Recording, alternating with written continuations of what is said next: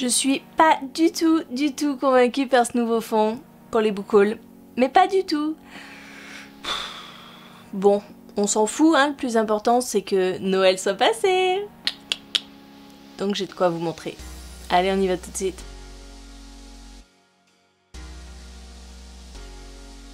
Bonjour tout le monde, c'est Maud, je vous retrouve pour un nouveau book haul et je suis désolée, je n'ai pas pu le faire en lumière naturelle puisqu'il ne fait jamais jour.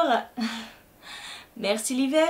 Donc je vous tourne ce book haul grâce à ma softbox, mais je pense que je vais finir sans plus rien voir à la fin de cette vidéo. Donc on va commencer tout de suite par mes services presse. Ils sont au nombre de 3 ce mois-ci. Le premier, vous l'avez déjà vu en point lecture, il s'agit de Détroit de Fabien Fernandez, paru aux éditions Gulfstream dans leur collection Électrogène. Le dernier point lecture parlait de ce livre, c'est-à-dire qu'en fait on va suivre 3 narrateurs. Le premier est journaliste à New York, il vient dans la belle ville de Détroit pour s'imprégner des lieux. Tyrell est un jeune lycéen qui lui cherche à tout prix à partir.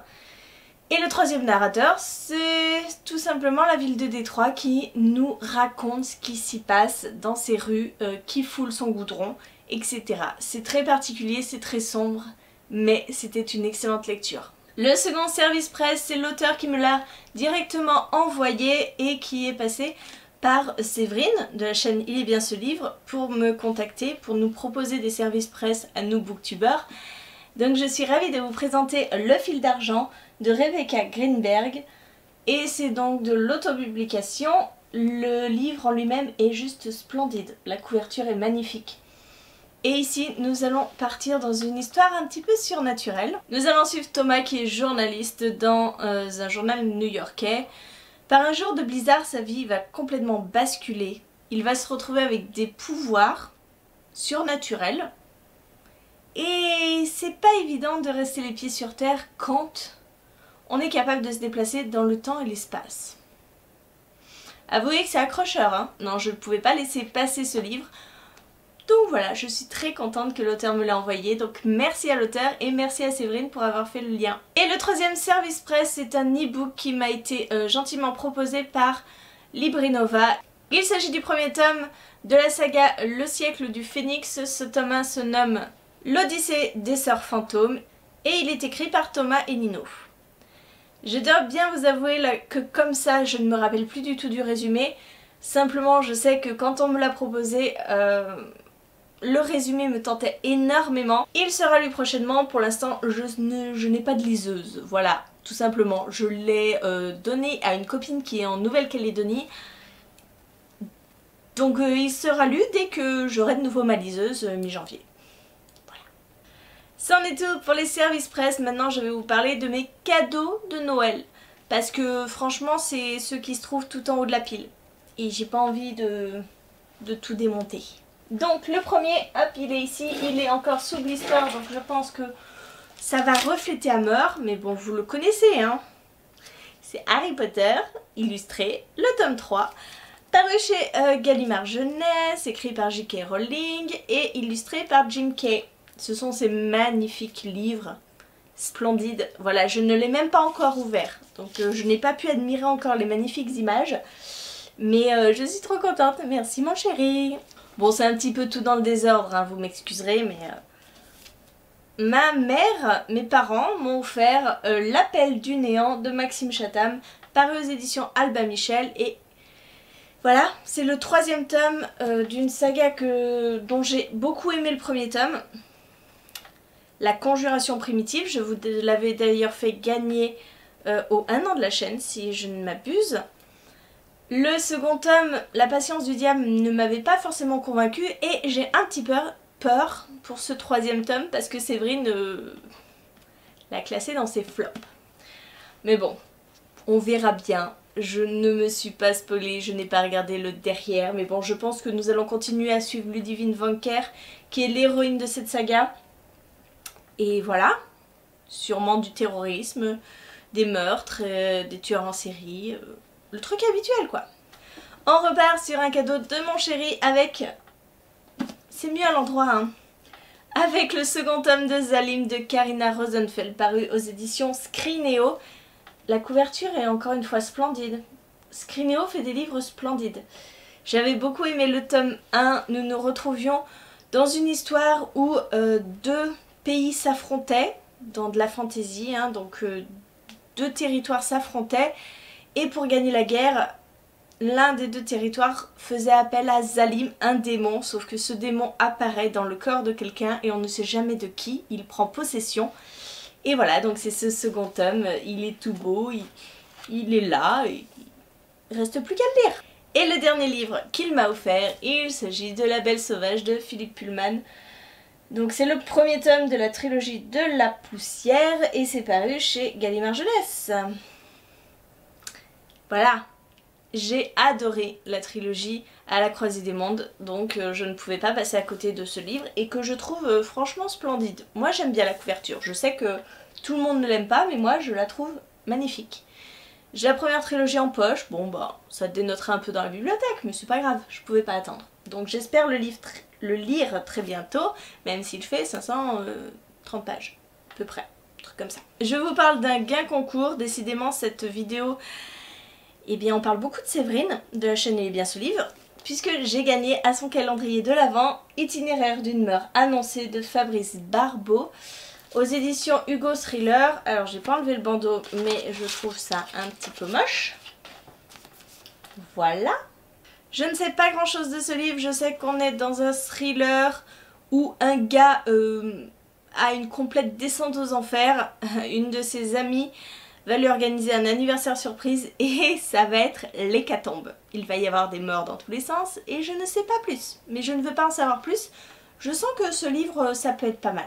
On passe à mes achats Price Minister et j'ai trouvé sur la boutique Gilbert Joseph. Je commande très rarement parce que je trouve que l'état des livres sont un petit peu dégueulasses. Hein. Ils sont toujours marqués en très bon état mais on a toujours des mauvaises surprises. Donc là j'ai trouvé le livre qui fait peur au cauchemar de Léna Elka et Laurent Simon aux éditions Albin Michel Jeunesse. J'avais vu ce livre sur la chaîne d'Elodie, Elliot et des livres, et je me suis dit que pour Julia il serait top. Il serait top. On l'a pas encore testé, mais je vous en donnerai des nouvelles plus tard. Dans cette commande Gilbert Joseph, je me suis un petit peu lâchée. J'ai pris une suite de saga, attention pas de reflet. Donc Comment sauver un vampire amoureux de Bess Fantasquet aux éditions Le Livre de Poche. J'avais lu le premier tome, donc Comment se débarrasser d'un vampire amoureux, que j'avais bien aimé. J'avais trouvé ça original, assez drôle. Donc je me suis dit que le tome 2 serait sympa. Il est tout petit, je m'attendais à un truc beaucoup plus gros. Et donc dans le tome 1 on suivait, je ne sais plus son nom, Jessica? C'était Jessica? Jessica qui était une lycéenne tout à fait normale jusqu'à ce que Lucius apparaisse dans son lycée et lui dise qu'en fait eh ben, Lucius c'est un vampire et que elle c'est sa fiancée et qu'il faut qu'il la ramène dans son pays, etc., etc. Vous devinez la suite. Franchement ça m'avait surpris donc oui pourquoi pas lire la suite. Encore un livre de poche et cette fois-ci c'est le tome 2 de l'Assassin Royal, l'assassin du roi, écrit par Robin Hobb. Et là je les ai dans les éditions J'ai lu. Alors j'ai testé une autre édition parce que si vous m'avez suivi durant le mois de la fantaisie, le tome 1 avait été une horreur à lire. Je n'aimais pas du tout la mise en page, c'était trop serré, ça bavait, bref c'était nul. Donc j'ai voulu tester une autre version et ça m'a l'air mieux. Mais il est tout petit. Ce qui est étonnant parce que le premier c'était une grosse pavasse. On verra bien. Je suis quand même pressée de voir la suite des aventures de Fitz, ce bâtard qui devient assassin royal. Je dois bien vous avouer, j'ai fait cette commande beaucoup pour ce livre-ci. Il s'agit de Magie Ex Libris, le tome 2 Lecteur né de Jim C. Hines aux éditions La Talente. Parce que je suis en train de finir le tome 1 et j'adore. J'adore, vraiment. C'était Elodie qui me l'avait offert d'ailleurs. Et voilà, je me suis dit que le tome 2, ça pouvait être très sympa. Et puis je l'ai trouvé pas trop cher par rapport à ce qu'on trouve sur le marché, en occasion. Je me désespérais de le trouver en d'occasion, donc maintenant c'est fait et c'est cool et j'ai la suite. Je suis trop contente. Je vous fais un résumé du tome 1. On suit Isaac qui est bibliomancien, c'est-à-dire qu'il peut aller piocher dans les livres des objets et les sortir du livre pour les utiliser. Si ça c'est pas un pouvoir trop cool, je ne sais pas ce que c'est, franchement. J'ai trouvé aussi sur la boutique Gilbert Joseph, quand je vous dis que je me suis lâchée, je me suis lâchée. Le tome 2 des Messagers des Vents de Clélie Avier. Ce tome 2 c'est Sanctuaire, je trouve les couvertures grand format juste splendides. Je n'ai pas commencé cette saga, j'ai le tome 1. Voilà, si je trouve le tome 2 d'occasion, je le prends. Si un jour je trouve le tome 3, je le prendrai, le 4 aussi. Et puis voilà, une saga complète. C'est pas la première, c'est pas la dernière que j'achète complète sans avoir lu le premier tome. Et je ne sais pas de quoi ça parle. On est dans une saga avec des éléments de fantasy et ça me va, tout simplement. Et le dernier livre de cette commande, je crois, oui c'est le dernier, c'est ça. Il s'agit de Reset de Amy Tintira. C'est le second tome de la saga Reboot. J'ai le premier tome, j'ai le second tome maintenant. Je peux attaquer cette saga et la lire entièrement. Je suis trop contente. Est-ce que je vous fais le résumé? Vous vous rappelez ou pas? Dans cet univers, je crois, il existe des reboots. Ils meurent et ils mettent tant de minutes à ressusciter. Plus le temps de résurrection est long, plus les reboots vont être puissants et complètement dénués de sentiments humains. Voilà. C'est cool? C'est cool. On passe à une autre commande Price Minister. Cette fois-ci, je l'ai faite pour ce livre-ci.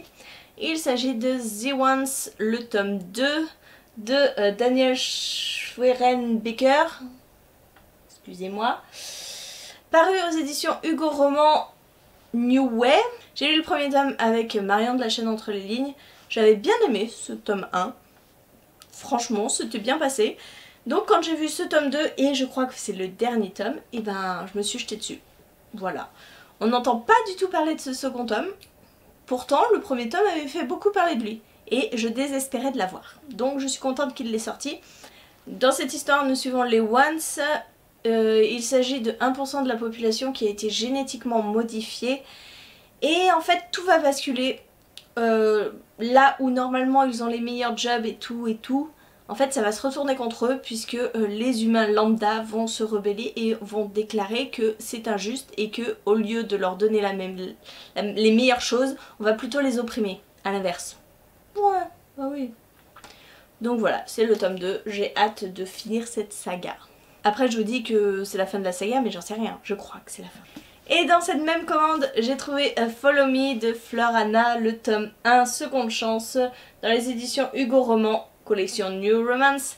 Encore une fois, c'est Elodie de la chaîne Elliot et des livres qui m'a tentée, qui m'a fait acheter ce livre. Et j'en suis très contente parce que je me rends compte que j'ai plus beaucoup de romances dans ma palle, et que j'en lis plus beaucoup, et qu'il faudrait que je m'y remette. Donc pourquoi ne pas recommencer avec Follow Me qui me tente beaucoup. Et ici nous suivons Lise et Ange. Ils étaient amoureux à 17 ans. À 18 ans, elle est partie. Il ne s'en est jamais remis et l'a-t-il vraiment oublié? Elle est revenue beaucoup plus tard et en fait maintenant elle le veut, lui. Alors que voilà. On verra bien ce que ça donne, mais j'en entends que du bien, donc ça devrait bien passer. À présent, si vous n'avez pas suivi mon calendrier de l'Avent, je vous parle des petits cadeaux livresques que m'a fait Marilyn. Je vous mets bien sûr en barre d'infos toutes les vidéos du calendrier de l'Avent. Vous allez voir, j'ai été pourri gâtée. Donc encore une fois un grand merci à Marilyn. Et donc elle m'a offert le poche de Rebelle du désert, le tome 1 de Halloween Hamilton, paru chez PKJ. La couverture est aussi sublime que dans le grand format, donc ça ne gâche rien. Je suis trop contente. Il est tout rikiki, mais j'ai hâte de découvrir cet univers fait de Far West et de Mille et une nuits. Le mélange des deux doit être très sympa. Et l'autre livre qu'elle m'a offert, c'est Effroyable porcelaine de Vincent Tassi aux éditions du Chat Noir dans leur collection Chaton hanté. Cette couverture est splendide. J'adore. Dans ce livre, nous suivons Sibylle, qui est une jeune fille normale, sauf qu'en fait, elle adore l'étrange, le mystérieux. Elle décore sa chambre avec des ossements, des chauves-souris, des peluches chauves-souris, voilà, des grimoires. Elle aime bien ce genre de choses. Alors quand sa mère lui propose de venir débarrasser un vieux château, ni une ni deux, elle accepte et elle va se retrouver confrontée à une poupée étrange.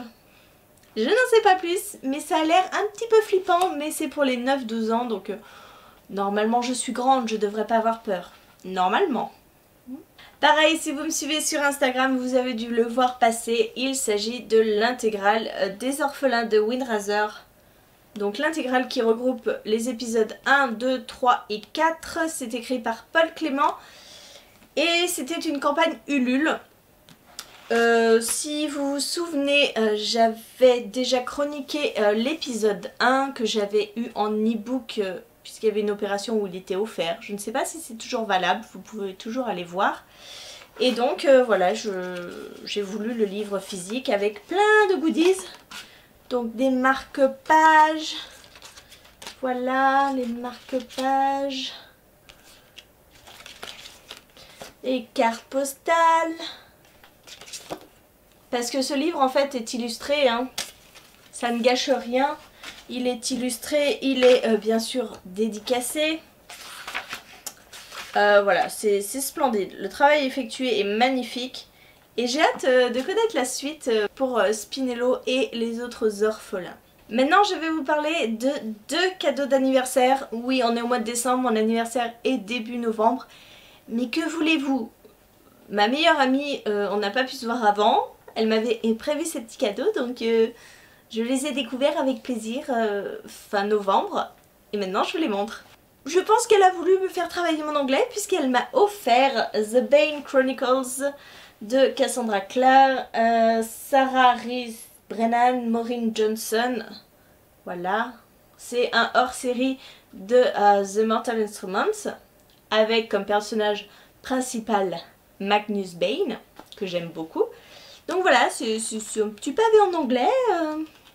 Il y a des petites BD à l'intérieur, c'est très drôle. J'aime beaucoup. Donc voilà, merci beaucoup Laurence. Et puis surtout, elle a voulu compléter ma collection puisque j'ai les tomes 1 à 6 de The Mortal Instruments, la série originale. Et en fait, elle m'a offert The Infernal Devices de Cassandra Clare. Donc c'est la série spin-off, donc en français c'est The Mortal Instruments, les origines, que j'ai déjà lu puisqu'elle me les avait prêtés en français, et donc elle m'offre ce magnifique coffret en anglais. Et en fait on s'est aperçu quand on les a mis à côté des autres que ceux-là étaient plus grands que ceux que j'avais. Donc ça matche pas, mais c'est pas grave, je suis trop contente. Et puis il faudrait que je les relise en anglais, histoire que je puisse avoir un minimum de vocabulaire. Et pour finir, je vous parle d'un prêt que m'a fait ma copine Adeline. J'ai pour projet de relire tous les autres mondes, la saga de Maxime Chatham, pour pouvoir lire et enchaîner le dernier tome que je n'ai toujours pas lu. J'ai déjà lu les 6 premiers, il me manque le 7e, et donc je voulais tout relire. J'ai commencé, j'ai lu le premier tome en août, pour le challenge des 4 maisons. Vous savez, j'ai la magnifique intégrale où il y a les 3 premiers tomes, sauf que cette magnifique intégrale, je ne la déplace pas parce qu'elle est lourde. Je ne veux pas l'abîmer, elle est illustrée, elle est magnifique. Donc voilà, je ne peux pas la lire pendant mes transports. Donc il faut encore que je lise le 2, le 3. Et après, elle m'a passé le 4, Entropia. Après, je crois que c'est Oz. Le 5, le 6, Neverland. Et mon précieux, le 7. Celui-là, je ne l'ai pas lu.